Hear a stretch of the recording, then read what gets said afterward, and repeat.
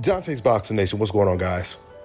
So you know, with all this talk of a possible fight with Gervonta Davis versus Shakur Stevenson, right now, realistically, in terms of fights that can really come to fruition, it's the biggest fight that can be made in the sport of boxing today. But Calvin Ford has claimed in multiple interviews that Shakur is not the biggest fight because two black fighters fighting against each other doesn't sell. In one of these interviews, Kenny Ellis and Calvin Ford, they do the interview together, and they're asked who they want to see Gervonta Davis fight next. Now, you would expect them to be on the exact same page for obvious reasons, but that wasn't the case at all. Kenny Ellis said right away, I want to see Gervonta fight Shakur Stevenson because that's the biggest fight that can be made. And Calvin Ford, he keeps saying, nah, that's not the biggest fight. People keep saying that, they go back and forth. Kenny is saying, well, this is the fight that the fans want to see. And Calvin, he keeps saying that's not the biggest fight. So when Calvin said that, I think everyone had the question in their mind. Okay, well, if Shakur is not the biggest fight, what fight would be bigger than that? Because I know that's what I was thinking as I'm listening to this interview. And finally, Kenny, he asked the question, what fight would be bigger than a Shakur Stevenson fight at 135?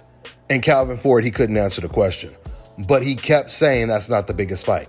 And this is when Calvin, he ended up doing another interview where once again, he said Shakur Stevenson is not the biggest fight for Gervonta Davis. Why? Because two black fighters fighting against each other does not sell. It's always the forefront of social media. You know what I'm saying?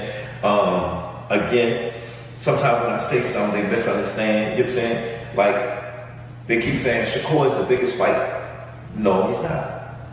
You understand what I'm saying? Because in history, going back looking at Floyd days, when he fought an African-American fighter, the money don't generate. We just seen two of the hottest fighters in the world fought against each other. They couldn't even outdo Tank and Garcia fight. That is what you call disinformation. And I'm going to prove that with irrefutable facts. Let me start by saying this. There is no doubt about it, boxing is a tribal sport. And race definitely sells. No doubt about that. I always tell you guys that boxing is based on race, nationality, and pride. So whenever you get two big names, right, or two undefeated fighters, and it's a black guy that's involved fighting against someone who's not black, yeah, that's definitely going to do good numbers. But if you have two fighters that happen to be black and they're the two best fighters in the world, then that's going to do very big numbers as well. And the stats prove this. Let's take Errol Spence, for example. When Errol fought against Mikey Garcia, the fight did 360,000 pay-per-view buys. And just understand this, at this time, Mikey Garcia was not only undefeated, but he was on almost everyone's pound-for-pound list, at least every old media member's pound-for-pound list. And the fight did 360,000 pay-per-view buys. And remember, that fight was about 5 or 6 years ago, which means there was less free streaming back then. Now let's look at when Errol Spence fought Danny Garcia. Well, those pay-per-views did 250,000 pay-per-view buys. Now let's fast forward to more recent time, where it seems like the majority of fans watch their fights on free streams. Even Errol Spence himself admitted that he watches fights for free on his Fire Stick. So what kind of pay-per-view buys did the Spence versus Crawford fight do? Around 700,000. Doubling what Spence did when he fought against Danny Garcia and Mikey Garcia. It's because the best were fighting the best. When Oscar De La Hoya fought Shane Mosley, they did 950,000 pay-per-view buys. When Floyd Mayweather fought Shane Mosley, two black fighters fighting against each other, they did 1.4 million pay-per-view buys. In fact, before Floyd Mayweather broke all of the pay-per-view records, before the Mayweather era, all of the pay-per-view records was held by two black fighters fighting against each other. So to go back to what Calvin Ford said when it comes to Gervonta versus Shakur Stevenson, without a doubt, there is nobody that Gervonta can fight at 135 that would even come close to generating the type of numbers that a Gervonta Davis versus Shakur Stevenson fight would. And that's obviously not up for debate. Even the most racist boxing fan would agree with that. And the reason why it's the biggest fight right now is because they are the two biggest names at 135 and they're the best at 135. Now, the only fight that would be bigger than Gervonta versus Shakur would be Gervonta versus Naoya Inoue.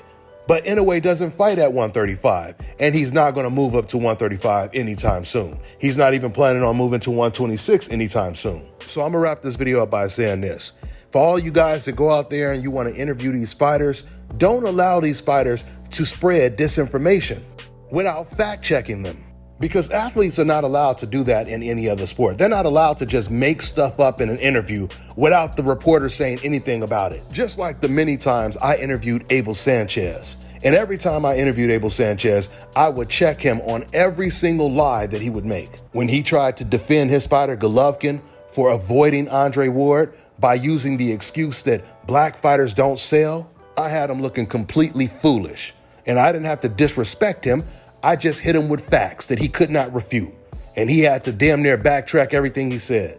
If you're going to interview these fighters and these trainers and everyone else, hold them accountable for spreading disinformation. That's all I got for now, guys. I'm on to the next one. Let me tell you guys about Issa Israel Law Firm. It is a full-service legal practice based in Denver, Colorado, an emerging hub for combat sports and high-altitude training. If you're a fighter inside or outside of the ring and you need a law firm you can trust to fight for you, visit thefighterfirm.com or email help@iilawfirm.com. Legal representation is usually limited to plaintiffs or defendants in Colorado, but iFirm can help anyone in the world with trademarking their business name, logos, and U.S. immigration issues. This brother has been my attorney for a while and helped guide me through all kinds of business and civil issues, so make sure you guys go to thefighterfirm.com. All right, now check this out, guys. If you're looking to repair eczema scars, burns and bruises, dark spots and blemishes, fever blisters, diabetic ulcers, this right here is the perfect product for you guys. It's called LO Deki Face and Body Oil. Athletes and top-ranking boxers, they're also using it after training to reduce swelling, inflammation,